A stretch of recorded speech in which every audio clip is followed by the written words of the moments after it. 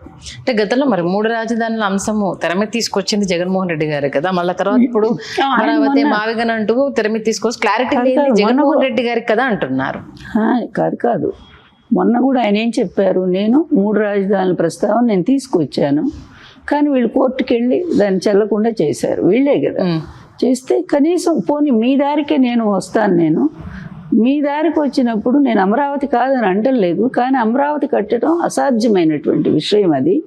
దానికంటే కూడా ఇక్కడ ఈ విధంగా నేను చేస్తే మనం ఆంధ్రప్రదేశ్కి మంచి రాజధాని వస్తుంది కదా అని దీన్ని చూడండి, ఆలోచించండి అని ఆయన పెట్టారు ప్రతిపాదన. ఓకే, అది ఆయన వచ్చాక ఆయన ఏం చేస్తారనేది మనకు తెలియదు, అది వేరే విషయము.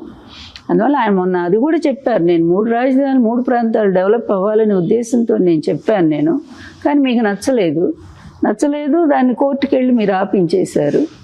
అయినా కూడా అక్కడ ఎంత పెట్టుబడులు తీసుకొచ్చారమ్మా వైజాగ్, మళ్ళీ వీళ్ళు అదే అంటున్నారుగా, వైజాగ్ లాంటి సిటీ లేదని వీళ్ళే చెప్తున్నారు.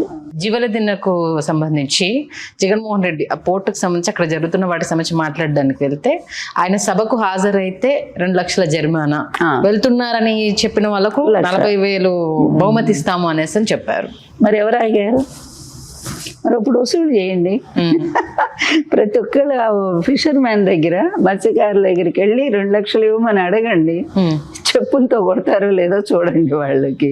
వాళ్ళ జీవితాలతో ఆటలాడుకుంటూ దొంగచాటుగా వచ్చిన బోట్లను వాళ్ళు పట్టుకొని వీళ్ళ చేపలు వాళ్ళు ఎత్తుకుపోతుంటే పట్టుకుంటే స్వయంగా వెళ్ళి ముఖ్యమంత్రి కొడుకు వాటిని నడిపించి వస్తారు. ఎంత అన్యాయం ఇది అసలు!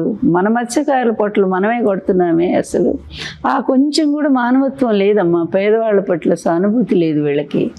ఎందుకంటే అవినీతిలో అడ్డంగా బలిసిపోయి ఉన్నారు చెప్పాలంటే. కన్ను మిన్ను కానకనే అహంకారంలో మిడిసిపడతా ఉన్నారు. అది ఎప్పుడోకప్పుడు దిగుతుంది, దిగిన రోజు అర్థమవుతుంది ఆ పేద ప్రజలేంటో, వాళ్ళ విలువ ఏంటో తెలిసిన వ్యక్తి జగన్మోహన్ రెడ్డి గారు. త్వరలో జగన్మోహన్ రెడ్డి గారు పాదయాత్ర చేస్తా అంటున్నారు. నిజంగా ఇప్పుడు ఏపీలో పాదయాత్ర చేసేంత అవసరం ఉందంటారా? నిజానికి మేము కూడా అదే అనుకుంటున్నాం, అవసరమే లేదు. ఆయన ఇంట్లో కూర్చున్నా కూడా 170 సీట్లు వస్తాయి. ఓకే, అంత అవసరమే లేదు.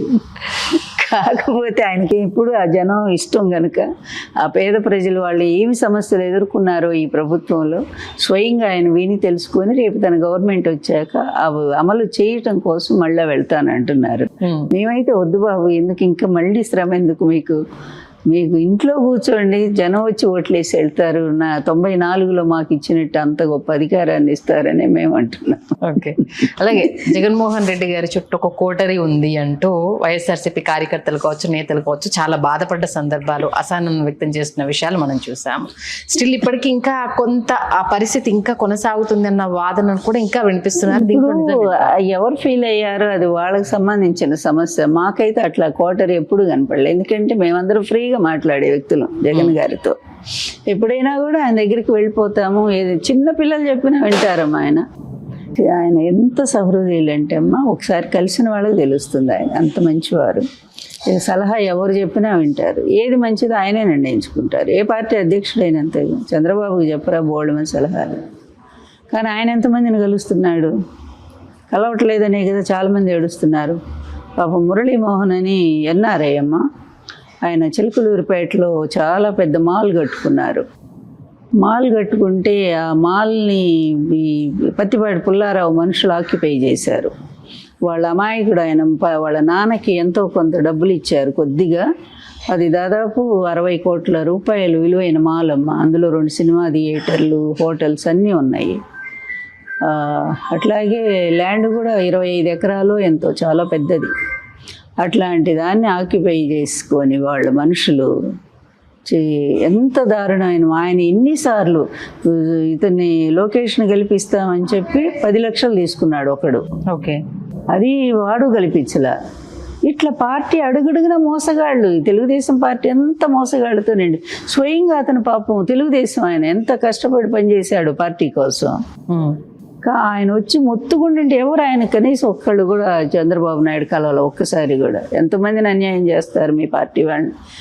ఏదన్నట్టు పాము తన పిల్లల్ని తను తిన్నట్టు మీ పార్టీ వాళ్ళనే మీరు నాశనం చేసుకుంటా ఉన్నారు. అది మీ బతుకులే. అలాగే ఈ మధ్యకాలంలో బీసీవై పార్టీ అధ్యక్షుడు రామచంద్ర యాదవ్ మన నందమూరి తారక రామారావు గారి గురించి ఒక కామెంట్ చేశారు. ఆయన ఓన్లీ కృష్ణుడి పాత్ర వేశాడు, ఆయన దేవుడేం కాదు, ఎందుకు ఆయన దేవుడిగా చిత్రీకరించే ప్రయత్నం చేస్తున్నారు అంటూ కామెంట్ చేశారు. దీని అది గురించి ఇందాక వచ్చింది శ్రీకాంత్తో మాట్లాడినప్పుడు వచ్చింది అదే విషయం. దేవుడు అనేవాడు ప్రత్యేకించి అన్ని ఆభరణాలు కిరీటాలు ఇవన్నీ పెట్టుకొని ఆకాశం నుంచి ఇలా దిగిరాడు సినిమాల్లో చూపించినట్టు దైవం మానుష రూపేణ. ఒక మనిషి తన ప్రవర్తన ద్వారా తన మంచితనం ద్వారా సమాజంలో ఎక్కువ మందికి ఉపయోగపడి వాళ్ళని ఎక్కువ మందిని ప్రభావితం చేయగలిగినటువంటి వ్యక్తి దేవుడితో సమానం.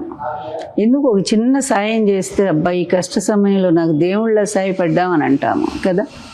మనకు కష్టం వచ్చినప్పుడు ఒకళ్ళు నిలబడి ఆదుకుంటే వాళ్ళని దేవుడితోనే పోలుస్తాం.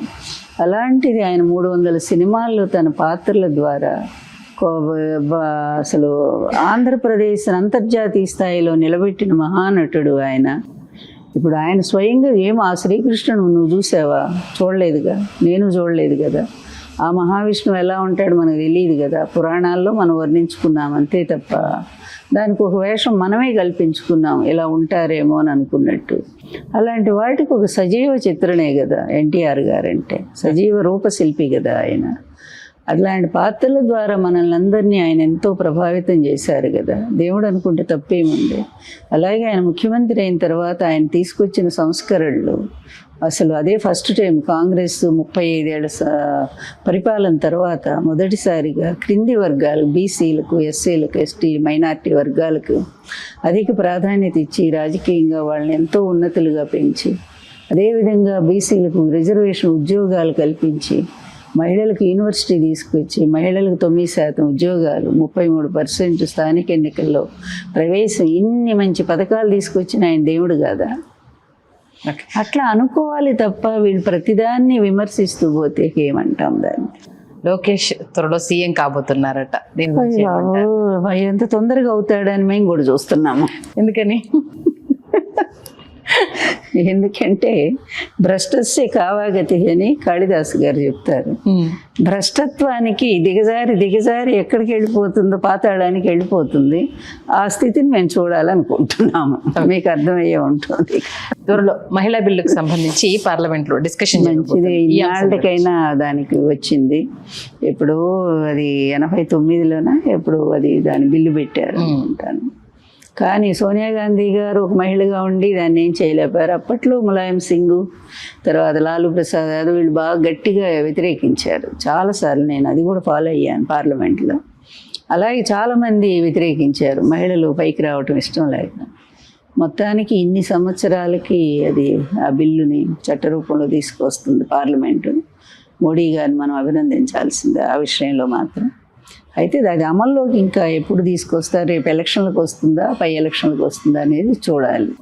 అది మాత్రం మనం సంతోషించదగిన విషయం. 33% అంటే మరి గ్రామ స్థాయి నుంచి అసెంబ్లీ పార్లమెంట్ వరకు కూడా మహిళలు ఎంత శాతం పెరుగుతారు, బాగుంటుంది, కళకళలాడుతూ ఉంటుంది. ఖచ్చితంగా మీరు అన్నట్టు కళ అయితే రావాలని కోరుకుందాం. అనేక అంశాలకు సంబంధించి మంచి విషయాలు తెలియజేశారమ్మా. ధన్యవాదాలు. నమస్తే అమ్మా, మంచిది.